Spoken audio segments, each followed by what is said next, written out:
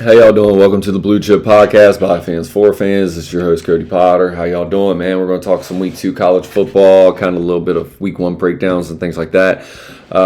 Just to lead it off, man, we're gonna talk about some Week 1 players that really stood out, man, and just some exciting things, man. First, we got wide receiver Makai Lemon, the wide receiver from USC.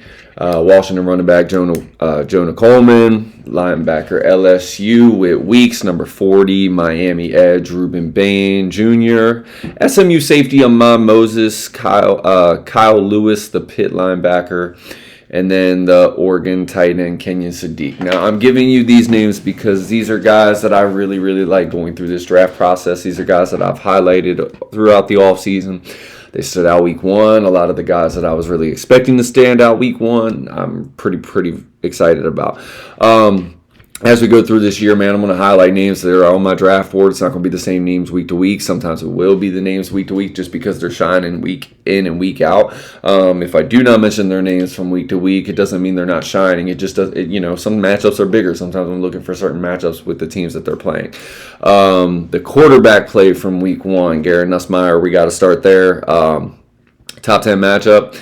LSU versus Clemson. Clemson's defense looked really legit. So did LSU's defense. Honestly, it was the game that I was expecting from that. Garrett Nussmeier put on a hell of a show, man. He's not the typical athlete that you're looking for the modern era quarterback, man. But everything, you love everything about him, man. The guy that's on the TV right now, Malik Washington, man, he has 2 weeks up in a row, man. 2 wins for Maryland. I'm pretty excited for this school going forward. Mike Locksley is starting to get the type of players that you want in there. Can he continue to build? Can he continue to recruit like this? I think he can. I think Maryland has some exciting things coming in the Big Ten in the very near future. Damond Williams Jr. from UW. He's definitely on the rise. Dylan Raiola from Nebraska. He played solid. This is the type of game that I wanted to see from him. Consistent, just doing his job. I already mentioned Malik Washington as far as the names I had in order, but I just saw him on the screen, so I wanted to talk about him. Bryce Underwood, the Michigan quarterback. I'm going to talk more about him later, so I'm not going to get into that. He's on the rise. Kevin Jennings from SMU, and then the only down play that we got, and of course everybody's talked about it all week long. I'm not going to get into it so much as Arch Manning. Texas just looked bad, man. Ohio State is a well-balanced breakfast over there. So Arch Manning, first game, as far as not first game as a starter, but first game where he is going to be the perennial starter. I said I wasn't going to get much into it, but basically my only thing is last year I said they needed to sacrifice their run. They were never going to win the national title with Quinn Ewers. I mean, it would have been the perfect scenario where it would have had to happen. I just didn't think the team was as talented last year as they were going to be this year with the players returning. So I just felt like if you were in that situation, you needed to really develop Arch Manning, kind of the way that Michigan did with J.J. McCarthy, like teams are doing, like Drew Aller in Penn State. You start them a little bit earlier than maybe they're ready for, but they learn and they take their humps. They get some big game action. They get big game experience. They get things that they get to work through in those situations. Arch Manning really needed to develop last year, man. This is chess, not checkers. So the first big game that Arch Manning plays, he loses, and he looks pretty bad. There could be some injury concerns. There could be a lot of things, man, because he was really forcing that ball and not much zip on it. A lot of balls were sailing on him. Those are a lot of things that you have to do with arm strength, things like that, certain, techniques and things like that. But I'm not going to pound on Arch Manning. I think he has a really bright future. I think everybody does need to stop with the top overall pick thing, man, because it's just you just never know, man. Like there's been plenty of 5-star recruits that were top in their class that come out and then they're nothing by year 4 because they're going to end up being lawyers. I mean, dude, like some guys just don't develop past what they are in high school. Some guys play a certain level in high school. When they get to college, they start playing against these premier programs. Sometimes it's confidence, sometimes it's coaching. That's why you got the transfer portal. Guys move around all the time because sometimes they go to the college that doesn't actually fit their skill set, or they don't really blend in with the coaching staff, or maybe they just don't get along with the players in their locker room, or they're not the type of leader that type of players need. Like, it's a lot of circumstances that go into it, and, with the money into it, man, you want to go to these big premier schools, but sometimes that's not the right fit for you. And it's very hard to ask a 17-year-old kid coming out of high school, hey, make these type of decisions. You're about to make millions of dollars. It's a whole new game. I mean, I'm not saying they weren't getting paid before, but just, it's official now. And it's the wild, wild West out there, but they're starting to, try to get that under wraps. So week two is very, very awesome, man. We got some big games coming up. The games that I have highlighted for week 2, Baylor SMU, in-state rivalry. SMU is coming off a win. Baylor's coming off a loss. I think Baylor's a little bit better team than what they displayed in week 1, but they had a tough matchup week 1. And I saw from them what I expected to see. I think they need better quarterback play. I expected better quarterback play, so it's a big game for them. In that regard, in-state rivalry, SMU and Baylor, both teams are going to come up to play. I think Kevin Jennings is going to get it. I really like Kevin Jennings from SMU. He's a quarterback that I think can ascend in this draft because he's at that point in his career. Illinois Duke. Illinois is ranked. Duke is not. I think Duke has a chance to play spoiler in this week matchup. I think they have a premier cornerback prospect over there and a premier safety prospect that I'm looking forward to scouting in this draft over the course of this year. I've got some really, really good notes on these guys, and Duke, I think, has a chance to play spoiler. I don't know if they get it done, but they looked really, really good week 1. Of course, level of competition, sometimes you just don't see the things that you're looking for in that regard. But then we got Iowa State and Iowa. Again, same thing. It's an in-state matchup. What are we going to see from them? I think Iowa, we all know what Iowa is. They want to pound the rock. They want to run the ball. Iowa State has looked really, really good this year. So we're going to see. We're going to see what these teams look like, man. College football is exciting. We love college football, and this is the time of the year for, the highs and the lows and the in-state rivalries. These are what college football is made for. We are past week 1. The engine is going. It's week 1 of NFL. So the wheels are off, and it is going to be content after content, breakdown after breakdown, scouting reports, things like that, man, pre-games, all these things. So, there's tons of shows coming at you, and I'm going to try to do the best that I can to do what I like to do, and that is scout and players and give you guys players and names to look out for, go over matchups and things like that, and the reason why I'm scouting them. Kansas at Mizzou. I'm pretty much at the point with Kansas. They are going to be mentioned until they give me a reason not to be mentioned, because I think Jalen Daniels is a quarterback that maybe does not have the top level height that you're looking for, but he is a quarterback that realistically has at a floor has backup potential in the NFL, like long-term backup potential. Wouldn't even mind him in Washington backing up Jaden Daniels, because honestly, man, like this kid can run the offense. This kid is athletic. He's got a really good arm. He's got a really good head. You can tell the game slowed down for him over the course of his time in Kansas. And Mizzou is in the SEC, so we're going to see what Kansas and Missouri is looking like, man, because SEC teams, no matter what they are, whether it's Vanderbilt, whether it's Missouri, whether it's Alabama's or, the Blue Bloods, like Alabama's, and, I expect a bounce-back game from Alabama. They played a Florida State that came in there hungry, and they lost week 1, so I expect a bounce-back game from them. But Mizzou and any SEC team, man, they are in the SEC for a reason. They get premier players for a reason. They always have guys getting drafted in the top 3 frames of the draft for a reason. Even the lower-level schools do, and in that conference, because there are no lower-level schools in that conference. Kansas, Mizzou, I think is going to be a really good matchup. It's a matchup that I wanted to highlight for that reason.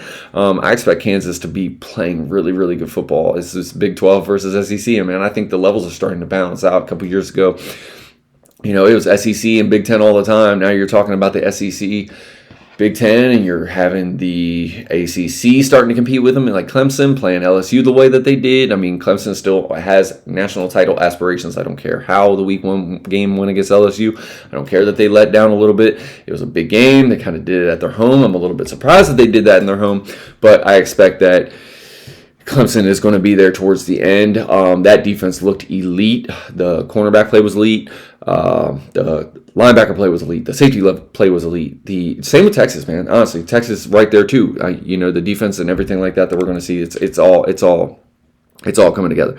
And then we got USF Florida. I have to talk about this. Another in-state rivalry. You can never just write these things off. Florida has a gauntlet of a schedule. And USF, man, they have a quarterback over there. That is a big quarterback, man. He needs some time to develop as far as the nuances of playing quarterback. But, man, watching him last week, man, this is a guy that has like that Josh Allen, I'm going to physical that ball down the field, whether it's on my legs, whether it's the run. There is no touch passes. It is rocket.